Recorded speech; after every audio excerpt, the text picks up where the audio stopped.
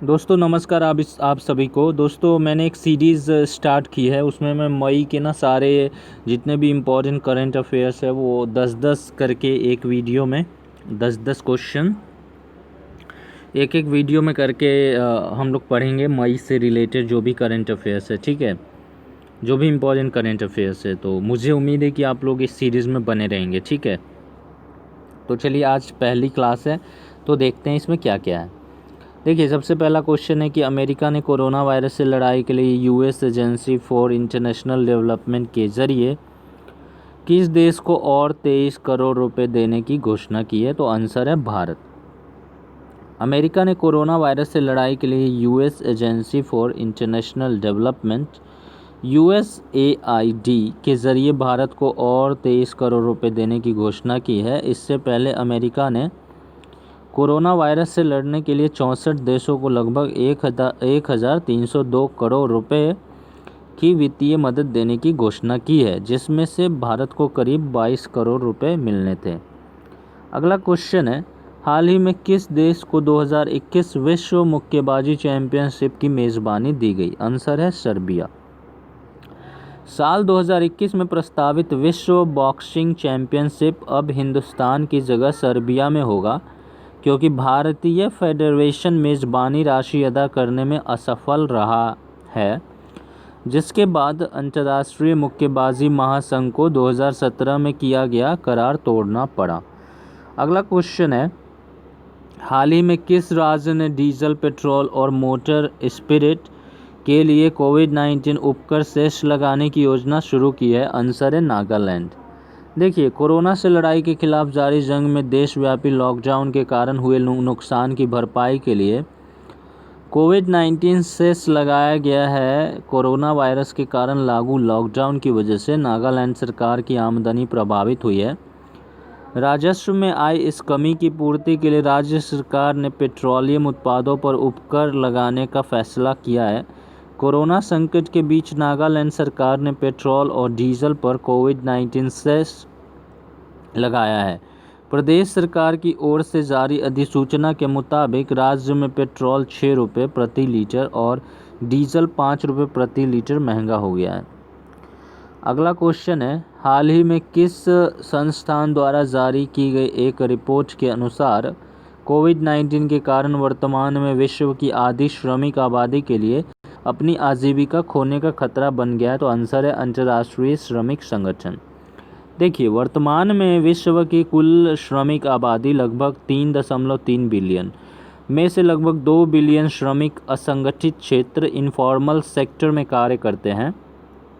कोविड-19 की शुरुआत के पहले महीने में ही इन श्रमिकों की मजदूरी में 60% तक की गिरावट देखी गई थी और वर्ष 2020 की दूसरी तिमाही में लगभग 1.6 बिलियन श्रमिकों के लिए अपनी आजीविका खोने की स्थिति बन गई है। अंतर्राष्ट्रीय श्रमिक संगठन ILO के प्रमुख के अनुसार यह आंकड़े दर्शाते हैं कि वर्तमान में वैश्विक बेरोजगारी संकट और इसके दुष्परिणाम ILO द्वारा 3 सप्ताह पहले जारी किए गए अनुमान से भी अधिक गहराते जा रहे हैं। दोस्तों, ILO का जो हेड है उसके बारे में आपको कमेंट सेक्शन में लिखना है, ठीक है। अगला क्वेश्चन है, हाल ही में किए गए अध्ययन के अनुसार निम्न में से किस नदी पर चीन द्वारा बनाए गए बांधों के कारण अनुप्रवाह देशों में सूखे की स्थिति देखी गई? तो आंसर है मेकांग नदी। देखिए, यह अध्ययन बैंकॉक में सस्टेनेबल इंफ्रास्ट्रक्चर पार्टनरशिप और लोअर मेकांग इनिशिएटिव द्वारा प्रकाशित किया गया था। इस अध्ययन को अमेरिकी सरकार द्वारा वित्त पोषित किया गया है। अध्ययन में कहा गया है कि साल 2012 में मेकांग नदी पर बनाए गए 6 बांधों के कारण नदी का प्राकृतिक प्रवाह प्रभावित हुआ है तथा इससे अनुप्रवाह देशों में सूखे की स्थिति उत्पन्न हो गई है। मेकांग नदी चीन से निकलकर म्यांमार, लाओस, थाईलैंड, कंबोडिया और वियतनाम तक बहती है। अगला क्वेश्चन है, हाल ही में किस देश ने लेबनानी समूह हिजबुल्लाह की सभी गतिविधियों पर प्रतिबंध लगाकर इसे आतंकवादी संगठन घोषित कर दिया है? तो आंसर है जर्मनी। देखिए, जर्मनी ने लेबनानी समूह हिजबुल्लाह की सभी गतिविधियों पर प्रतिबंध लगाकर इसे आतंकवादी संगठन घोषित कर दिया है और पुलिस ने कई शहरों में मस्जिद की संस्थाओं पर रेड की बकौल जर्मन सरकार हिजबुल्लाह की गतिविधियां आपराधिक कानून का उल्लंघन करती हैं। रिपोर्ट्स के मुताबिक अमेरिका व इजरायल ने ईरान समर्थित इस समूह पर प्रतिबंध लगाने की मांग की थी। अगला क्वेश्चन है, एशियाई खेल 1962 की स्वर्ण पदक विजेता टीम के कप्तान रहे भारत के किस महान पूर्व फुटबॉलर का हाल ही में दिल का दौरा पड़ने से निधन हो गया? तो आंसर है चुन्नी गोस्वामी। देखिए दोस्तों, क्रिकेट के माहिर और महान फुटबॉलर चुन्नी गोस्वामी का दिल का दौरा पड़ने की वजह से कोलकाता में हाल ही में निधन हो गया। वह 82 वर्ष के थे और गोस्वामी उन चुनिंदा खिलाड़ियों में शामिल थे जिन्होंने अपने राज्य के लिए फुटबॉल और क्रिकेट दोनों में नुमाइंदगी की थी। गोस्वामी 1962 एशियाई खेलों में स्वर्ण पदक जीतने वाली टीम के कप्तान थे। बंगाल के लिए प्रथम श्रेणी क्रिकेट भी खेले थे। उनकी दोनों खेलों पर ज़बरदस्त पकड़ थी। अगले क्वेश्चन की बात करें तो किस राज्य सरकार ने कार और जीप जैसे सरकारी वाहनों की खरीद पर साल भर के लिए बैन लगाया? तो आंसर है हरियाणा।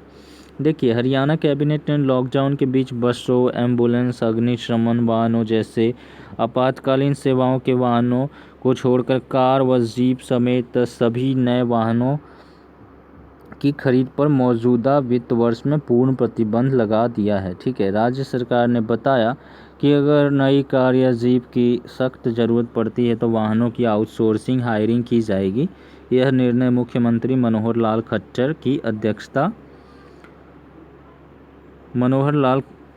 अध्यक्षता में हुई मंत्रिमंडल की बैठक में लिया गया। अगला क्वेश्चन है, बजट पारदर्शिता और जवाबदेही, बजट ट्रांसपेरेंसी एंड अकाउंटेबिलिटी में भारत को कितने स्थान पर रखा गया है? तो आंसर है 53। यह बजट पारदर्शिता के स्तर को 0 से 100 के पैमाने पर मापता है। इस सूची में न्यूजीलैंड 87 के स्कोर के साथ प्रथम स्थान पर है। यह सर्वे अंतर्राष्ट्रीय बजट पार्टनरशिप IBP द्वारा संचालित किया गया है। इस सूची में भारत को बजट पारदर्शिता और जवाबदेही के मामले में 117 देशों में 53वें स्थान पर रखा गया है। इस सर्वेक्षण में भारत की केंद्रीय बजट प्रक्रिया के लिए 100 में से 49 का स्कोर प्रदान किया गया, जबकि वैश्विक औसत 45 है। इस सर्वेक्षण में सार्वजनिक संसाधनों का विवेकपूर्ण उपयोग करने के लिए सरकारी वित्त में उच्च स्तर की पारदर्शिता बनाए रखने का सुझाव दिया गया है। अगला क्वेश्चन है, अंतर्राष्ट्रीय श्रमिक दिवस निम्न में से किस दिन मनाया जाता है? तो 1 मई को मनाया जाता है। ठीक है, भारत में ही नहीं बल्कि विश्व में के लगभग 80 देशों में इस दिन राष्ट्रीय छुट्टी होती है। इसे मई दिवस के नाम से भी जाना जाता है। यह अंतर्राष्ट्रीय श्रम संघों को बढ़ावा देने तथा प्रोत्साहित करने के लिए मनाया जाता है।